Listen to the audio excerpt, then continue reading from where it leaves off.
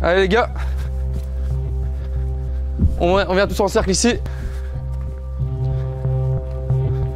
Ok les gars, avant de revoir tout ce qu'on a vu la semaine dernière au niveau technique, on va s'échauffer rapidement. On va commencer par des pompes, une série de 10 pompes comptées par les cas s'il te plaît. Let's go. Allez, compte bien fort. 3, 4,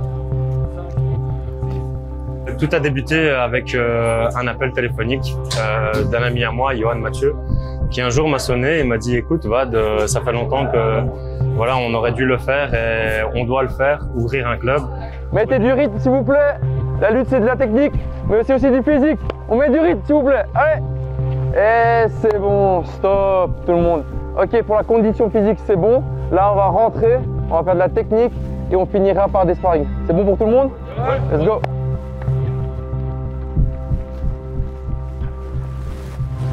À rentrer les gars. Bonsoir à tous les gars. Du coup, vous avez eu l'occasion de faire l'échauffement et le renforcement musculaire dehors avec notre coach Tam. Merci Momo. Et là, ici, on va passer à la partie un petit peu plus technique. Donc du coup, c'est parti.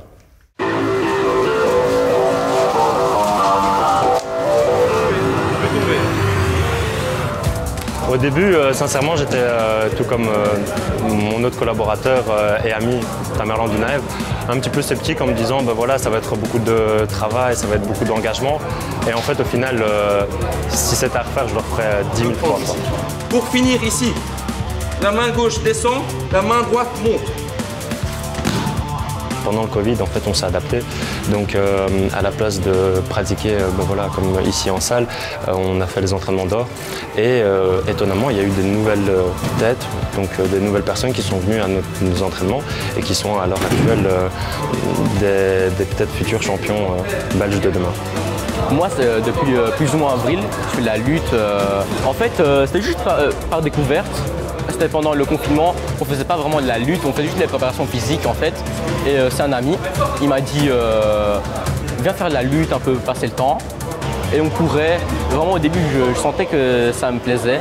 Et ensuite, quand ça a repris, on a fait la lutte ici à Tabora. Et vraiment, c'est là que j'ai accroché. Je me suis dit, ben ça, c'est un sport où je me sens vraiment à fond dedans, où je me sens à l'aise. J'aime ce sport et parce que c'est un sport de compétition. C'est un sport où on peut ressentir tout ce qu'on fait. Et c'est une passion avant tout. Ça m'aide à me dépenser et aussi j'aime bien, c'est ma passion. En fait, on a plusieurs membres filles. Malheureusement, elles ne sont pas aussi nombreuses que les garçons, mais c'est dans nos projets justement de réaliser et de faire une section uniquement pour les filles. Donc ici, nous avons la spécificité de la lutte qui consiste à faire un sport de combat sans mettre de coups et juste avec son propre corps, donc à l'utilisation de son propre corps, soulever son adversaire afin de mettre les deux omoplates au sol, mais sans lui faire mal pour autant. Et les gars, doucement, doucement, doucement. Voilà. Je m'occupe effectivement de la kiné ici. C'est quelque chose d'extrêmement précis. C'est un sport de contact, il ne faut pas faire n'importe quoi.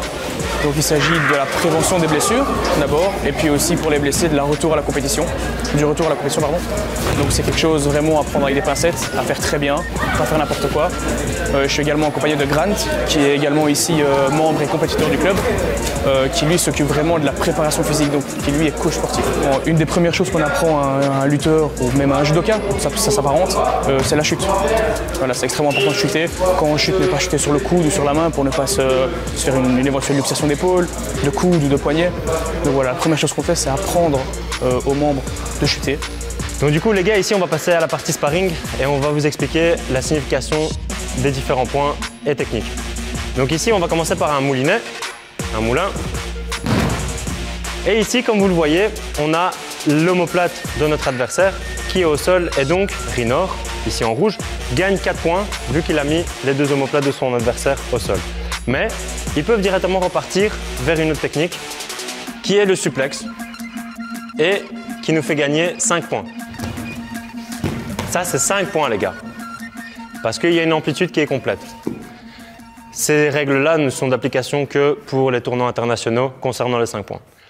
C'est vrai que sincèrement cette année j'ai vraiment été étonné par l'envie, la détermination et le travail dur de plusieurs de nos jeunes qui d'ailleurs pour la plupart ont en fait moins de 16 ans. C'est ça qui était vraiment étonnant et sincèrement s'ils continuent au même rythme c'est très probable qu'on sorte des futurs grands champions internationaux.